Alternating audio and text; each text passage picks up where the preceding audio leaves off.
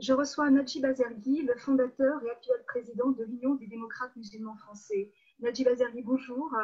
Bonjour Fabienne, merci pour cette Bonjour invitation. et merci de l'avoir accepté.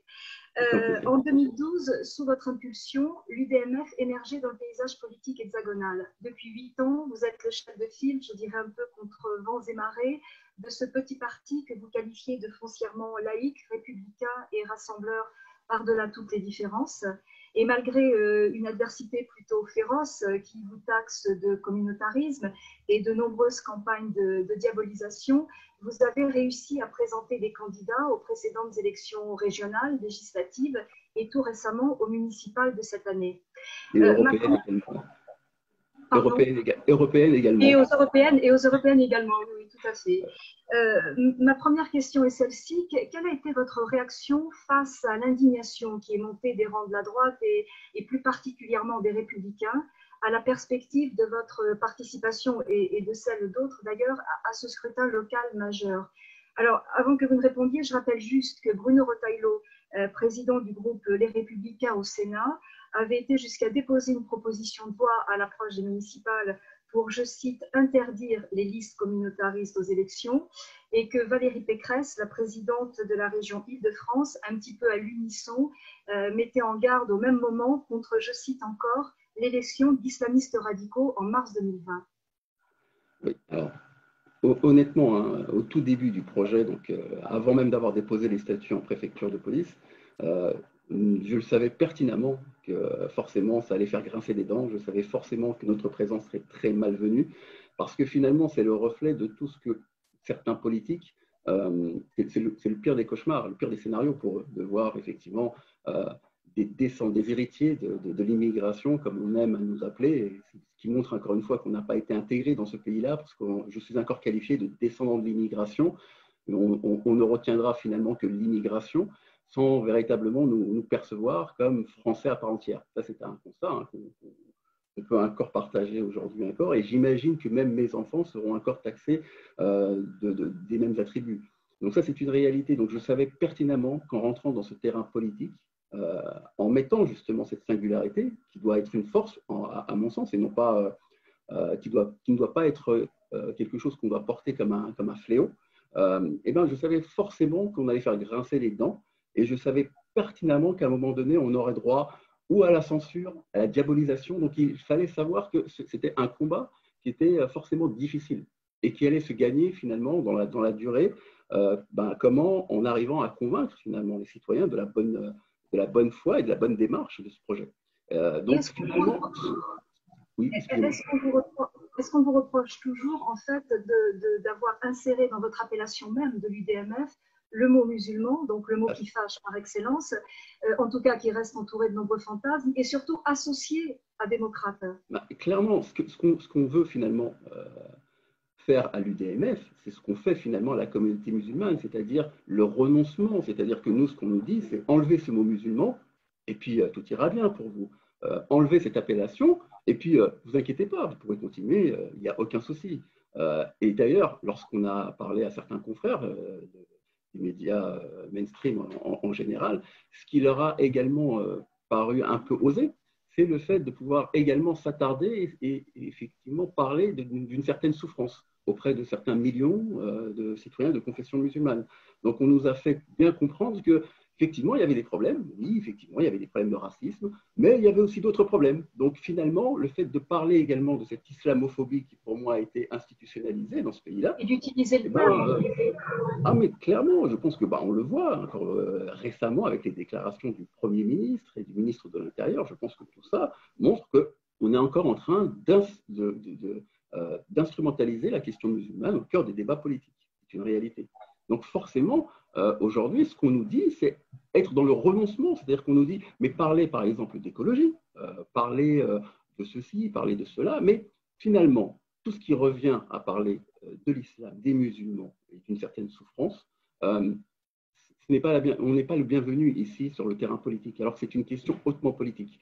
Et tant qu'on n'aura pas compris qu'on n'a plus le choix aujourd'hui de se dresser sur le terrain politique pour justement contrer cette dérive politique, et bien effectivement, on sera dans la même situation. Donc il faut créer un rapport de force qui est en train de se créer Et voilà pourquoi, à mon sens, on essaye aujourd'hui, par tous les moyens, un peu détournés d'ailleurs, d'interdire l'UDMF.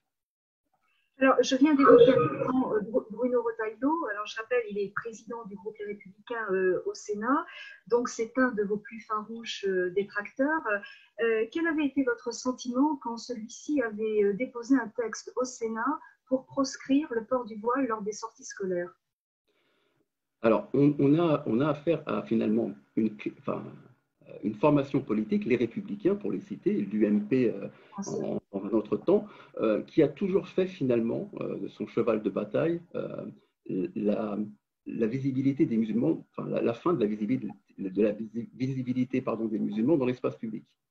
C'est vrai que c'est un constat et on essaye à tous les moyens de pouvoir interdire notre visibilité.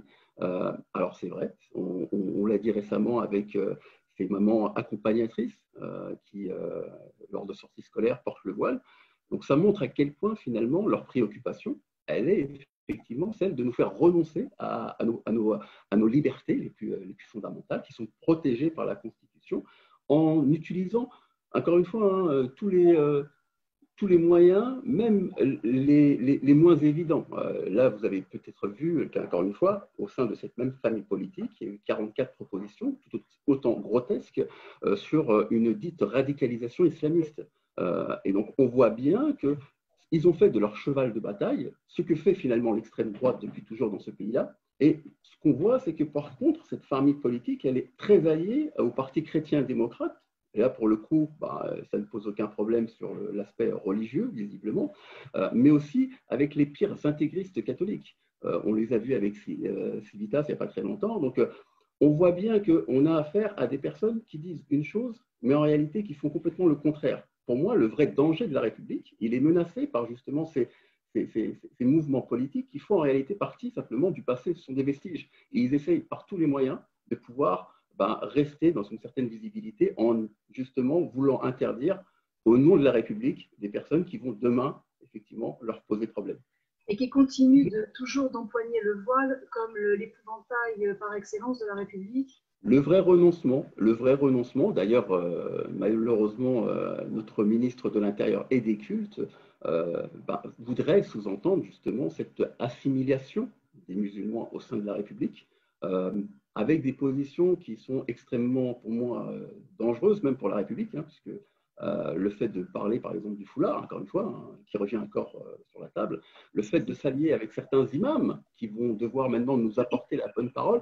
En vérité, on a affaire depuis la colonisation à un discours, on veut civiliser finalement ce que nous sommes, nous apporter la bonne parole. Et puis, par rapport aux violences policières, on a finalement le même procédé, c'est le fait de mater une population, le fait de nous apprendre finalement à vivre à la française. Et ça, excusez-moi, mais c'est tout sauf la République. Voilà pourquoi aujourd'hui, il est, à mon sens, d'utilité publique que l'UDMF puisse aujourd'hui émerger dans ce terrain-là pour, encore une fois, rappeler une chose, rappeler les libertés fondamentales et les principes de la République. Voilà pourquoi notre slogan pendant toutes les élections municipales a été un peu provocateur, mais c'était voulu, c'était la République, c'est nous. Parce qu'effectivement, aujourd'hui, nous avons affaire à des pyromanes de la République qui ne sont pas du tout là pour la protéger, pour protéger son intégrité, mais bien au contraire pour faire le jeu des identitaires et de l'extrême droite.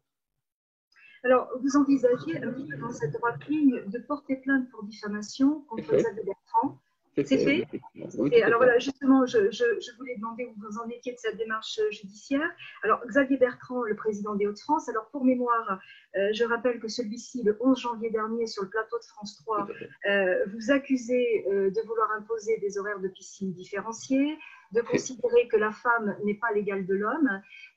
Et il avait conclu son propos sur un ton extrêmement ferme et résolu en s'exclamant « ça, je n'accepte pas ». Alors, donc, vous avez véritablement déposé plainte contre lui. Tout à fait. Et qu'est-ce que vous répondez à ces accusations? Eh bien, écoutez, ce que dit tout simplement Xavier Bertrand, c'est le fantasme de ce que représentent à ses yeux les citoyens de confession musulmane en France. Donc, pour bon nombre de personnalités, les musulmans n'ont que pour seul objectif, finalement, de faire le grand remplacement de la République par la charia.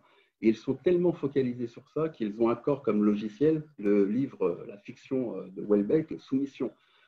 Et donc, sans même essayer, alors je ne sais pas si c'est une question d'incompétence, il est probablement qu'il est très incompétent sur ce dossier-là, mais il a bien un chargé de mission qui peut travailler sur le fait de voir quelles sont les propositions qui émanent, qui sont issues de l'UDMF pour voir que tout ce qu'il vient de citer, c'est effectivement donc, une diffamation, parce que effectivement, ça n'est pas du tout dans notre proposition, ça n'a jamais été au cœur de notre projet politique.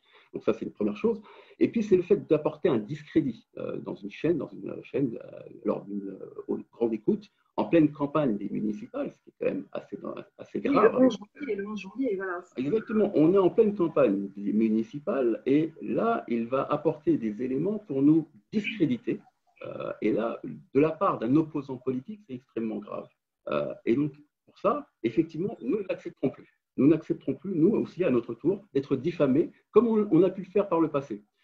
Ces derniers temps, on a réussi à se dimensionner. Voilà pourquoi aujourd'hui, par la voix de notre avocat, Maître Chergui, nous avons décidé effectivement de porter plainte pour diffamation et par rapport au procédé qui est tout sauf républicain finalement. C'est la première fois que vous franchissez ce palier, que véritablement vous déposez plainte. Tout à fait. Alors à chaque fois, en fin de compte, vous savez que pour porter plainte, les délais sont très très courts. Et puis, il faut, à chaque fois, on est en pleine campagne nous, électorale et ça prend finalement toute notre énergie. Pendant les élections européennes, vous vous rappelez, il y avait eu un droit de réponse que vous aviez également publié. C'était Madame Tazin, un grand islamophobe, qui avait été invitée sur les plateaux de Sud Radio pour faire une tribune de 45 minutes contre l'UDMF, alors qu'on le sait, elle est aujourd'hui multirécidiviste. Elle a été condamnée à plusieurs reprises pour propos à la haine raciste envers les musulmans. Ça n'a pas empêché Sud Radio de lui faire une tribune de 45 minutes dans laquelle, pareil, elle nous a clairement qualifiés d'intégristes et de terroristes, donc ce qui est assez grave. Et c'est vrai que vous n'avez que 3 mois pour déposer au contentieux, effectivement, ce genre de plainte. En pleine campagne des européennes, alors que nous sillonnions toute la France, il était très compliqué pour nous de nous détacher complètement sur cette affaire-là. Ce qui n'est plus le cas aujourd'hui. Aujourd'hui, nous avons des personnes qui sont vraiment dédiées à ce travail-là au sein du mouvement, qui scrutent justement les propos de ces hommes politiques, de ces personnalités, entre guillemets, pour pouvoir tout simplement les attaquer. Et aujourd'hui, une nouvelle ère rentre en jeu. Et c'est un combat qui est symbolique, puisqu'en réalité, ce qui est attaqué, ce n'est pas forcément l'UDMF en tant que tel, c'est tous les musulmans aujourd'hui, parce qu'ils sont musulmans ou flagués en tant que tels, qui sont aujourd'hui attaqués, humiliés, parce que tout simplement, par rapport au danger qu'on est censé représenter. Voilà pourquoi je pense qu'il est très important de ne plus laisser faire, mais pour ça, il fallait une certaine maturité, il fallait prendre du temps, et l'heure aujourd'hui est arrivée effectivement à ne plus accepter ce genre de procédé. Alors, après une campagne libérale menée tambour battant, vous avez au final présenté 5 listes, je crois, pour les municipales. Alors, une dizaine de listes, d'accord. Oui, vous pouvez juste nous repréciser dans quelle ville? Alors, il y a eu de grandes villes, de très très grandes villes d'ailleurs, comme Toulouse, oui. Avec des équipes très très importantes, puisqu'il y a plus de 70 personnes qui sont mobilisées. Nanterre, la ville-préfecture du 92, 100 000 habitants, donc pareil, ce sont des grosses équipes. Clichy-la-Garenne, dans le 92 toujours, donc c'est des grandes équipes. Et puis on est sorti aussi dans toutes les petites communes autour de Lyon, donc Bonvelin, Vénissieux. Donc toute cette partie-là a été très active. Je salue d'ailleurs les porteurs qui sont Farid Omer et Belkacem Neharia, qui ont fait un travail vraiment remarquable sur place. Et puis nous avons même été dans des coins où on ne s'attendait pas du tout à voir l'UDMF, comme à Châtellerault, où il y a une liste qui a été présentée 100% UDMF. Et puis jouer les tours, qui est très connu maintenant, par rapport à toutes ces violences également qu'il y a souvent urbaines. Donc nous avons eu une liste 100% UDMF. J'oublie pas non plus la capitale où Jean Préau a porté effectivement les couleurs de l'UDMF dans un des arrondissements de Paris. Donc voilà pourquoi, excusez-moi, voilà pourquoi on voit bien qu'une dizaine de listes 100% UDMF, dans un contexte aussi compliqué que celui qu'on a traversé, avec en plus de ça une médiatisation qui n'était pas forcément en notre faveur et qui a découragé aussi beaucoup de personnes. C'est une belle évolution finalement dans notre histoire et ça nous permet de travailler beaucoup plus sereinement pour les événements à venir. Alors, chaque scrutin représente pour l'UDMF peut-être plus que pour tout autre parti, parce que vous êtes encore très jeune et en construction un grand test électoral. Or, il s'avère que ces élections municipales, qui sont d'ordinaire des élections qui mobilisent très largement l'électorat, ont subi de plein fouet, elles aussi, le coronavirus et qu'elles ont enregistré un taux record d'abstention du jamais vu. Alors, quel bilan tirez-vous de cette élection qui, au final, a été si singulière? Nous, très tôt, hein, on a vu sur le terrain que les gens, progressivement, n'étaient plus intéressés par une élection qui, pourtant, est vraiment au cœur de tous les citoyens. Une élection très locale qui va forcément intéresser tout le monde. Et on a vu qu'à la fin du mois de janvier, les personnes n'étaient plus du tout là, n'étaient plus du tout présentes pour écouter les propositions et les revendications. On parlait du coronavirus, on parlait des premiers décès, on parlait de ce qui se passait dans le monde entier. Et puis, nous, très vite, on a dit c'est une année qui ne peut pas porter un rendez-vous électoral. Et très vite, on a voulu carrément que cette année 2020, où les Français n'étaient pas préoccupés à ça, c'était clairement pas leur priorité, on a voulu faire en sorte que 2020 ne soit pas une année électorale. On a voulu que les Français soient vraiment concentrés sur leurs proches, sur leurs familles, sur ce fléau. Ça n'a pas forcément été écouté. On n'est pas les seuls au sein du DMF à dire je pense que l'année 2020 ne doit pas du tout être une année dans laquelle on puisse faire des débats. D'ailleurs, les débats ont été très vite interdits pour cause sanitaire, et on comprend. Et on a vraiment eu, je pense, cette année affaire à un déni de démocratie. Parce que nous, dans toutes les villes où on a présenté nos candidats, les maires sont passés à plus de 70%. Vous imaginez un peu, c'est-à-dire que les gens ne se sont pas du tout déplacés. Et moi, je me souviens très bien d'une image très forte où le dernier meeting que nous avons fait à Nanterre, dans un quartier très populaire, dans une grande salle, la salle était quasiment vide.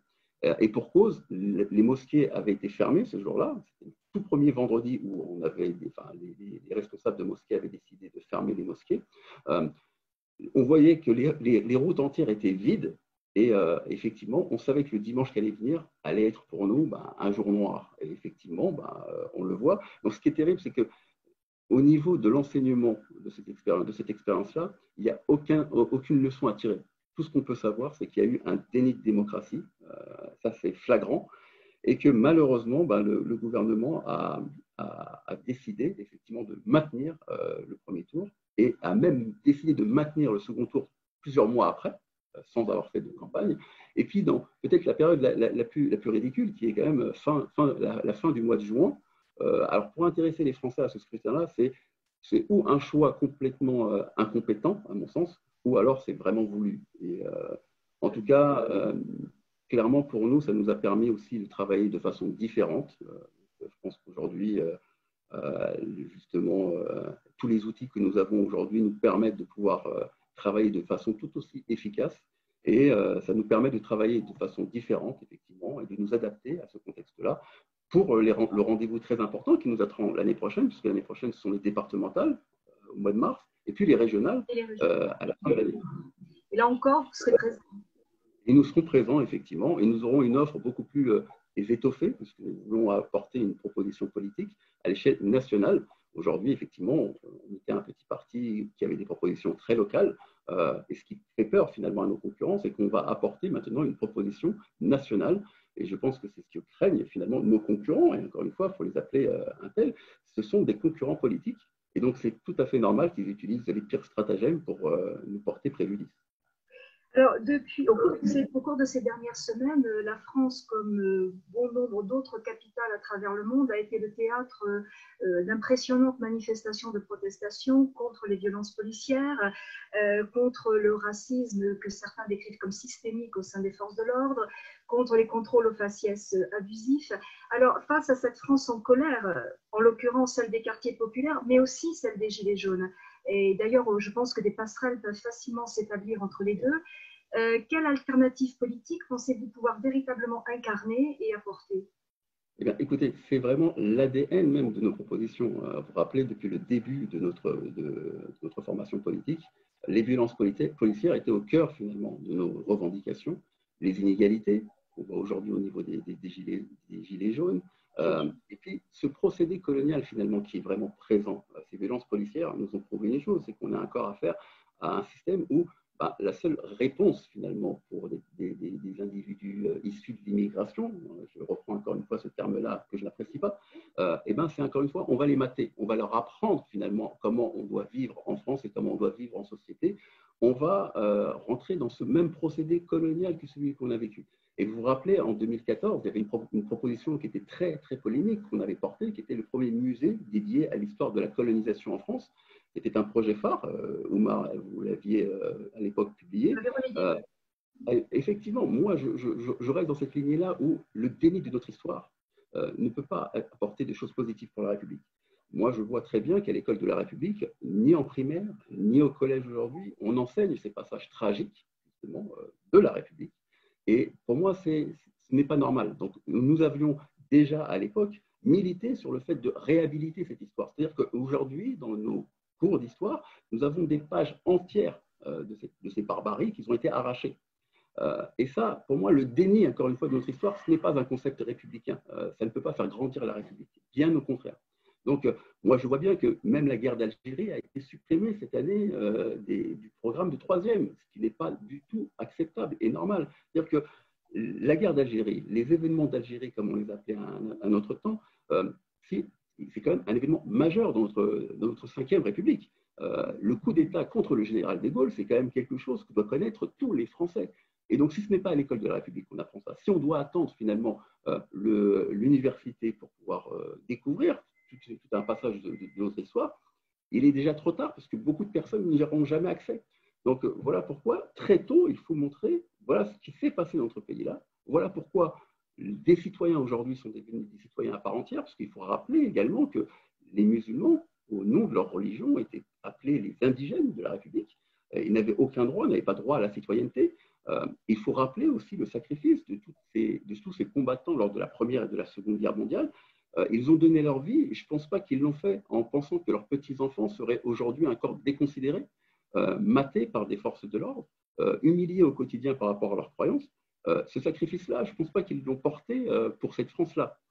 C'est pareil pour ceux qui sont venus reconstruire la France dans des conditions de travail extrêmement effroyables, qui ont donné toute leur santé. Ils ne l'ont pas fait pour que leurs petits-enfants soient aujourd'hui discriminés à l'embauche, au logement, à tout niveau de la société. Et ça, c'est une réalité. Et voilà pourquoi, aujourd'hui, le rapport de force doit s'organiser sur l'aspect, bien sûr, social et sur l'aspect politique. Je pense que les urnes de la République sont le meilleur moyen, justement, de leur montrer qu'aujourd'hui, il va falloir composer sur cet électorat-là qui a décidé, justement, de ne pas déboulonner l'histoire, mais vraiment de l'inscrire dans les mémoires des Français pour que plus jamais ne se reproduisent de telles barbaries. Donc, mais vous adressez donc à cette France en colère, c'est-à-dire c'est à la fois les quartiers populaires, à la fois les gilets jaunes, puisque finalement ils souffrent des mêmes maux, des maux économiques, aussi des violences policières, parce qu'on a vu la répression féroce qui s'est abattue sur les gilets jaunes. Ils se sont tous plaints d'ailleurs de la brave. On a pu voir dernièrement l'interpellation du président Macron par des gilets jaunes sur la suppression de cette brigade motorisée casquée policière. Donc vous vous adressez à toute cette France-là qui souffre finalement. Bien sûr, et la convergence des luttes, elle se fait à ce niveau-là, bien entendu, parce que les Gilets jaunes ont souffert des mêmes procédés, les amalgames. On a parlé à un moment donné des Gilets jaunes comme des casseurs, de personnes violentes. On a répondu justement à leurs revendications par la violence. On a essayé de les mater. Ils souffrent d'inégalités territoriales, d'inégalités au niveau de la société. On a affaire à un système très communautariste, parce qu'on a des élites qui ont fabriqué un monde dans lequel ils ont cloisonné cet univers-là. Ils se reproduisent entre eux, ils ont créé leurs écoles d'excellence, et à cela, pour y accéder dans cet univers-là, on voit bien que c'est complètement fermé. Donc le fait de dire que le séparatisme, c'est un combat qu'il faut mener, nous, effectivement, on est tout à fait dans cette lignée-là, sauf que ce communautarisme primaire, celui qui malheureusement domine aujourd'hui l'espace public et médiatique, c'est celui-là qu'il va falloir s'attaquer. Regardez bien le nouveau visage du gouvernement, eh ben, il est quand même formé d'un regroupement très ethnique. Donc les mots ont leur importance et je pense qu'il va falloir aujourd'hui qu'on puisse montrer qu'on n'est plus d'accord avec cette vision très archaïque qu'on a essayé de nous dépeindre. Mais pour ça, il faut qu'on assume notre identité, il faut qu'on assume notre singularité. Il ne faut pas le porter comme une plaie ou comme un fardeau. Il ne faut pas chercher à s'assimiler en supprimant finalement ce qui fait de nous ce que nous sommes. Je ne pense pas que le modèle de Gérard Darmanin, par exemple, dont son grand-père, on le sait, était musulman, Gérard Darmanin qui s'appelait Moussa et qui aujourd'hui s'appelle Gérard Darmanin et qui nous dit que finalement le seul moyen de Il vivre… l'a d'ailleurs précisé récemment. Oui, tout à fait. Et donc, c'est cette histoire-là. Cette histoire-là, c'est finalement, on essaie de nous montrer un modèle à suivre. Regardez, c'est un individu qui a été à l'école de Zemmour, parce que finalement, il a même pris un nom bien français, hein, même s'il n'y a pas de définition précise là-dessus. Il s'est pas simplement intégré, mais il s'est assimilé à cette France-là. Et donc, voilà le modèle qu'on essaye de renvoyer aujourd'hui à des individus qui sont de confession musulmane, qui ont une histoire très riche. Et voilà, la seule échappatoire, finalement, le seul échappatoire, c'est de céder, finalement, de baisser les bras, de se fondre dans une masse et d'accepter d'être maté. Et ça, effectivement, moi-même, je suis très en colère. Je ne l'accepte pas et je ne l'accepterai jamais. Et je ne veux pas que la République devienne un État fasciste, justement. Je veux que notre République protège les plus vulnérables, parce que c'est ça sa vocation. Je suis contre ce système extrêmement cloisonné de la vie politique. Et sur nos listes, vous avez des personnes issues de toutes les origines. Et quand bien même il n'y avait que des Mohamed, des Zora, des Mamadou et autres, je serais extrêmement fier de porter une liste composée de citoyens à part entière. Et donc, c'est ça, finalement, la France. Aujourd'hui, le procédé il est complètement différent. Vous avez un visage du gouvernement qui est extrêmement blanc, et ça ne pose problème à personne. Mais à l'inverse, lorsqu'il y a un ou deux individus issus de la diversité, là, tout de suite, on parle au communautarisme. C'est aussi un procédé, ce sont des éléments de langage qui ont été fabriqués et qui ne devraient plus nous faire une barrière psychologique. Il faut assumer ce que nous sommes et surtout le porter comme une force. Alors, un dernier mot, Najib Azergui, à vos farouches détracteurs, vous avez toujours rétorqué, et cela vaut, je pense, pour l'ensemble de vos militants et des cadres de votre parti, que votre islamité est tout à fait compatible avec votre attachement aux valeurs républicaines et laïques. Alors, est-ce que vous pensez aujourd'hui que ce message fort est mieux perçu sur le terrain, dans l'opinion, et est-ce que vous êtes toujours aussi convaincu de votre légitimité? Complètement, je pense que ce que nous avions projeté au tout début est en train de se construire. Donc, nous savions très bien que ça allait être perçu comme une provocation énorme, que les gens n'allaient pas comprendre du tout, que le fait de dire qu'on est musulman ne renvoie pas forcément au fait que nous sommes des religieux, parce que le musulman, il a différentes dimensions. Le fait de parler de citoyenneté, on savait très bien que pour beaucoup de personnes, aujourd'hui, on est encore resté dans un logiciel extrêmement complexe où on parle beaucoup, vous savez, de stratégie, surtout sur le domaine politique. Et malheureusement, l'école qui a été développée ces dernières années, c'est une stratégie de l'invisibilité. C'est-à-dire qu'il ne faut pas, il faut pas rentrer, à chaque fois, le conseil qu'on nous a donné, ne rentrez pas dans ce piège. C'est un piège qu'on vous tend. Donc, ne mettez pas le mot musulman, même si effectivement il est au cœur de tous les débats. Ne parlez pas de la souffrance des musulmans, ne parlez pas d'islamophobie, puisqu'on essaie de vous ramener là-dedans. Et puis, on va vous attaquer ensuite de tous les noms. À partir du moment où nous savions que forcément, à partir du moment où on allait mettre le mot musulman de façon claire et précise, nous allions avoir tout ce procédé qui allait tomber sur nous. Mais c'est justement une façon de déconstruire tout ça. C'est une façon de montrer que nous sommes avant tout des citoyens à part entière, que nous ne voulons plus être exploités sur le terrain politique et que nous allons utiliser finalement les mêmes armes que certains détracteurs utilisent à leurs fins personnelles, mais nous pour une utilité et pour un bien public. Donc, effectivement, on va dire, les personnes issues de la communauté musulmane ont été celles qui ont été extrêmement inquiètes par rapport à ce projet-là, parce que ça renvoyait en eux quelque chose qu'on leur a toujours montré comme dangereux, comme mauvais, comme l'envers de la stratégie qu'il fallait porter.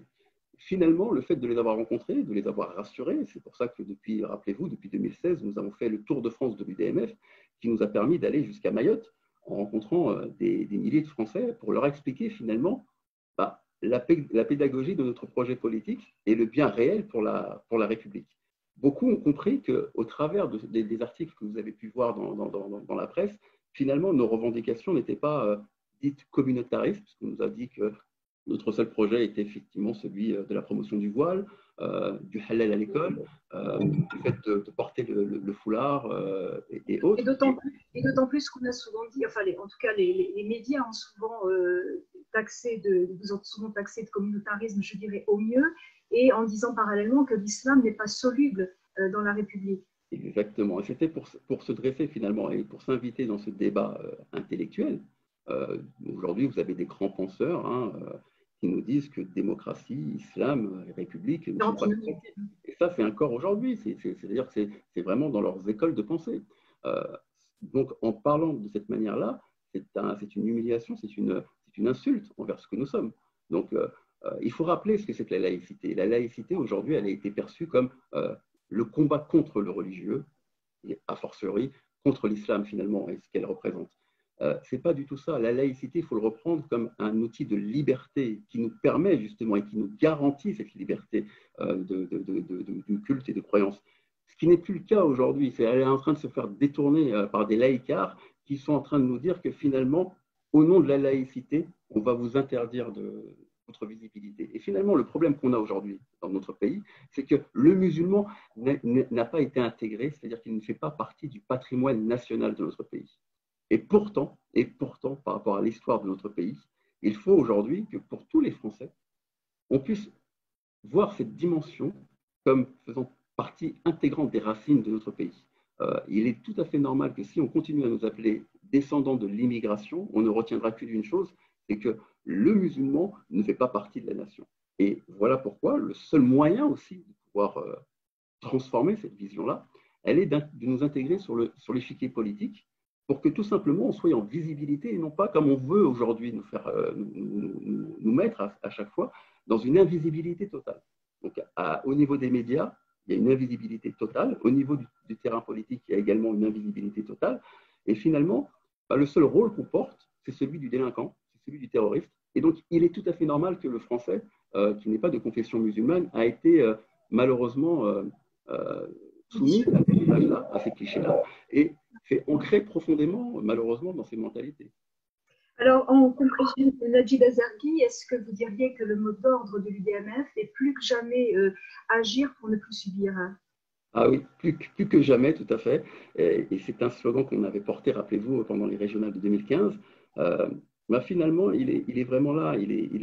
Aujourd'hui, on est issu d'une histoire très, très, très longue, très riche, très difficile, et qui est toujours passée sur le fait de subir finalement cette humiliation au quotidien. Dans les médias mainstream, aujourd'hui, par des chroniqueurs zélés, multirécidivistes, qui ont été condamnés à maintes reprises, on est aujourd'hui soumis, encore une fois, à cette humiliation dans une impossibilité d'agir. Et donc, il est temps que cette peur-là, elle change de camp, et c'est ce qui est en train de se passer. Donc, les polémiques autour de l'UDMF sont quelque part quelque chose de positif, il faut le voir en tout cas comme quelque chose de bon. La peur est en train de changer de camp, et tant mieux, parce que finalement, ne resteront que ceux qui sont vraiment intègres dans ce pays-là et qui agissent au nom de la République, et non pas au nom d'une caste très particulière, pour ne pas la citer. Très bien, merci infiniment. C'est moi qui vous remercie pour votre invitation.